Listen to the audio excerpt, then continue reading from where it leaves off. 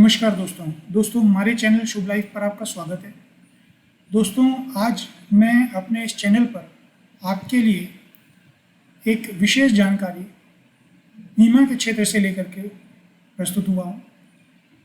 दोस्तों, इससे पहले कि हम अपने इस वीडियो में आगे बढ़ें, आपसे अनुरोध है, यदि आपने हमारे इस चैनल को अभी तक सब्सक्राइब नहीं किया है और आप नए हैं तो हमारे इस चैनल को सब्सक्राइब कर लें। यदि वीडियो में दी गई जानकारी आपको महत्वपूर्ण लगती है तो इसे अपने पास सुरक्षित करके रखें। साथ ही साथ आप इस जानकारी को दूसरे लोगों तक भी पहुंचाने का कष्ट करें, हमारे इस वीडियो को शेयर करके। दोस्तों, इसके अलावा मेरी एक और रिक्वेस्ट है। हमने अपना एक ऑनलाइन स्टोर, फैशन पर आधारित स्टोर ओपन किया है। इस स्टोर को ओपन करने के पीछे कारण है कि हम अपने इस चैनल को एक फाइनेंशियल सपोर्ट दे पाएँ। इस स्टोर पर आपको हाई क्वालिटी के प्रोडक्ट्स काफ़ी किफ़ायती दामों पर उपलब्ध हैं। उसका लिंक हमने अपने इस वीडियो के डिस्क्रिप्शन में दिया हुआ है, वहाँ से आप उस स्टोर को विज़िट कर सकते हैं। दोस्तों, इस वीडियो के अंत में मैं आपसे एक प्रश्न पूछूंगा। उस प्रश्न का जो भी उत्तर मुझे कमेंट में लिख करके देगा, उसका नाम मैं आगे आने वाले वीडियो में शेयर करूंगा आप लोगों के साथ में। दोस्तों, आज जो हमारा टॉपिक है वो टॉपिक है इंश्योरेंस सेक्टर में जो आने वाले बदलाव हैं, वो बदलाव क्या हैं, वो बदलाव क्या किए गए हैं। क्योंकि insurance regulatory development authority of India यानी IRDAI ने 1 अक्टूबर 2024 से कुछ बदलाव इंश्योरेंस सेक्टर में किए हैं, जो कि जीवन बीमा को लेकर के हैं।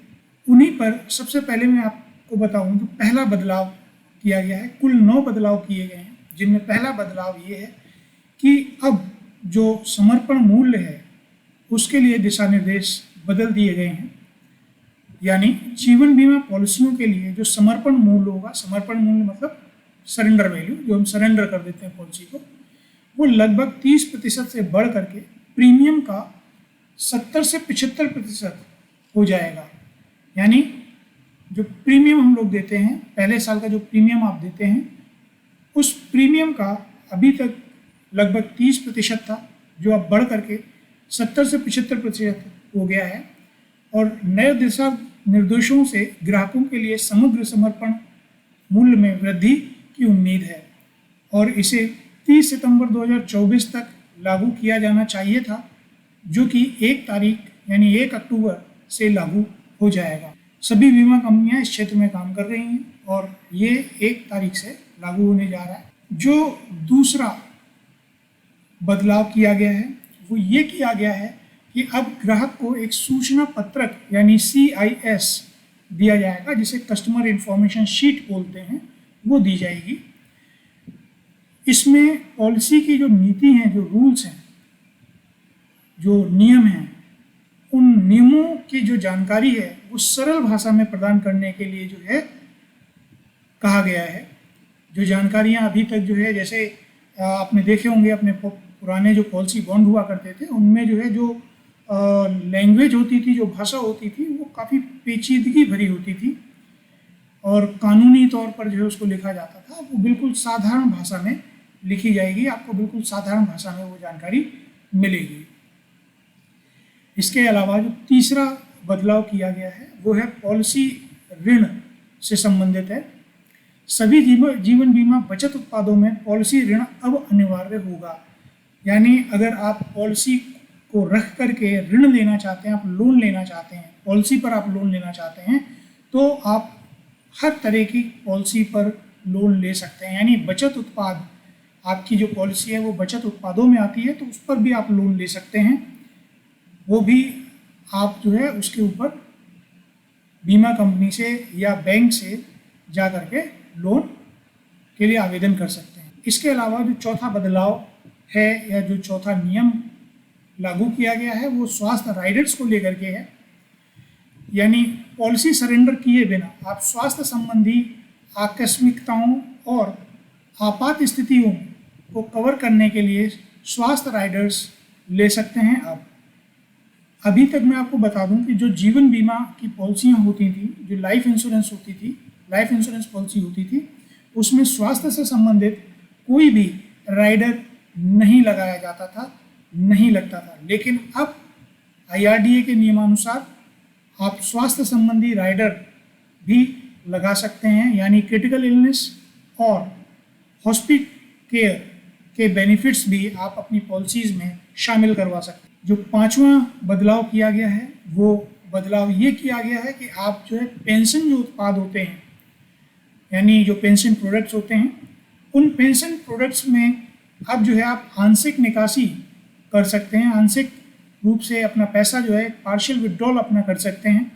उसकी भी परमिशन IRDA ने दे दी है, क्योंकि अभी तक जो है हम पेंशन प्लान में जो भी अपना इन्वेस्ट करते थे उसका पार्शियल विड्रॉल आप नहीं कर सकते थे। या तो आप सरेंडर कर दीजिए पॉलिसी को, तो आप अपना सरेंडर वैल्यू ले लीजिए, अदरवाइज जो है पार्शियल विड्रॉल की फैसिलिटी नहीं होती थी। लेकिन अब जो है इस फैसिलिटी को यहाँ पर IRDA के नियमानुसार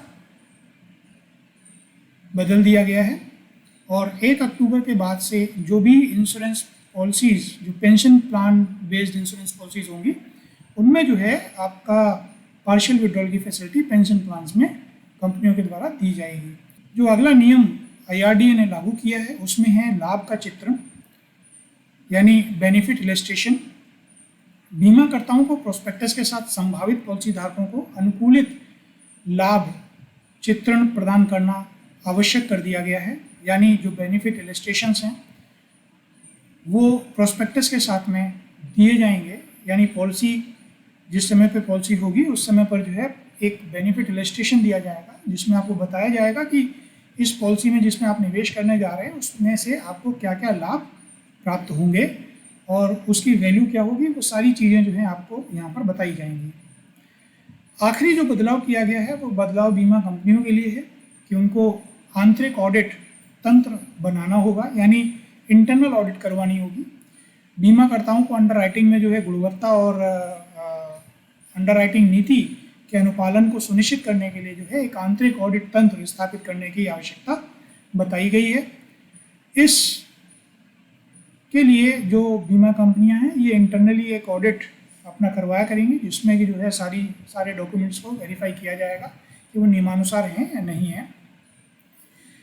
दोस्तों, ये वो जानकारी थी जो कि इंश्योरेंस कंपनीज के लिए IRDA ने लागू की है, और सभी इंश्योरेंस कंपनीज 30 सितंबर से के बाद से, मैं कहूँगा 30 सितंबर से इनको लागू करने जा रही है।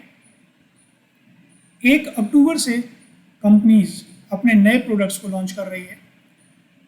यदि आप इन्वेस्टमेंट करने के मूड में हैं तो 30 सितंबर से पहले यदि आप इन्वेस्टमेंट करते हैं तो एक बहुत ही अच्छा अवसर है आपके लिए। क्यों? क्योंकि जो पुरानी नीतियां हैं उन नीतियों के अनुसार आपको जो रिटर्न्स हैं कंपनीज के द्वारा दिए जा रहे हैं वो कहीं ज़्यादा दिए जा रहे हैं। आगे चल करके चूँकि जब नियम कड़े होंगे तो जाहिर सी बात है इंश्योरेंस भी में थोड़ा सा रिटर्न्स पर भी प्रभाव पड़ेगा। दोस्तों, आज के इस वीडियो में जो मैंने जानकारी दी है, यदि ये जानकारी आपको पसंद आई है तो इस वीडियो को लाइक ज़रूर कीजिएगा। साथ के साथ मेरा आपसे निवेदन है, जैसा कि मैंने स्टार्टिंग में कहा था कि हमारा ऑनलाइन स्टोर जो है वो अवेलेबल है। उस ऑनलाइन स्टोर पर आपको जो है किफ़ायती दामों पर काफ़ी अच्छे प्रोडक्ट्स अवेलेबल हैं। उन प्रोडक्ट्स को आप हमारे डिस्क्रिप्शन में दिए गए लिंक पर अगर आप क्लिक करते हैं तो वहाँ से जो है आप हमारे स्टोर पर विज़िट करके उन प्रोडक्ट्स को किफ़ायती दामों पर ले सकते हैं। हाई क्वालिटी प्रोडक्ट्स हैं, उनको आप वहाँ से ले सकते हैं। दोस्तों, मैंने इस वीडियो की स्टार्टिंग में आपसे कहा था कि मैं आपसे आखिर में एक प्रश्न पूछूंगा। उस प्रश्न का जो भी उत्तर मुझे सही उत्तर देगा उस व्यक्ति का नाम मैं अपने आगे आने वाले वीडियो में शामिल करूंगा। आज इस वीडियो में मैं आपसे जानना चाहूँगा कि मैंने इस पूरे वीडियो में दोस्त शब्द का इस्तेमाल कितनी बार किया है। इसका उत्तर आप मुझे कमेंट बॉक्स में लिख करके बताएं। साथ के साथ अपना नाम और शहर का नाम ज़रूर लिखें ताकि मैं उसको अपने आगे आने वाले वीडियो में शामिल कर सकूं। इसी के साथ आज की जानकारी यहीं तक। इसके बाद नए वीडियो में आपसे मुलाकात होगी। धन्यवाद।